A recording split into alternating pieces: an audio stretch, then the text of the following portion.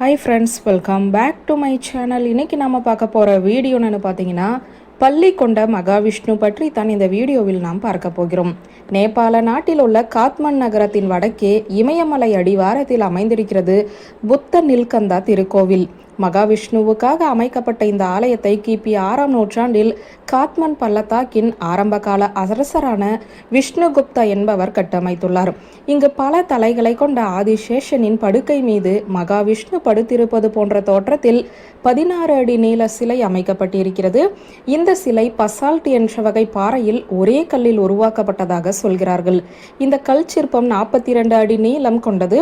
குளத்தில் நீர் நிரம்பி இருக்கும்போது இந்த சிலையானது நீரின் மீது மிதப்பது போன்ற தோற்றத்தை அளிக்கும். இந்த கோவிலில் நேபாளம் மட்டுமின்றி இந்தியாவில் பல பகுதிகளில் இருந்தும் ஏராளமானவர்கள் வந்து தரிசனம் செய்து செல்கிறார்கள். இந்த ஆலயத்தில் சயன கோலத்தில் அருளும் மகாவிஷ்ணு துயில் கொள்ளும் தோரணையில் காட்சியளிக்கிறார்.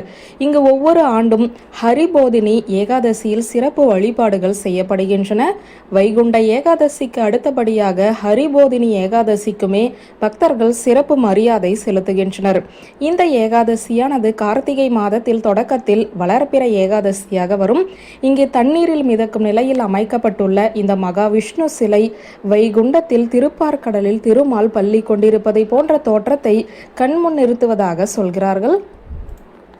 வியூவர்ஸ், இந்த வீடியோ உங்களுக்கு பிடித்திருந்தால் லைக், கமெண்ட், ஷேர் பண்ணுங்க. நன்றி.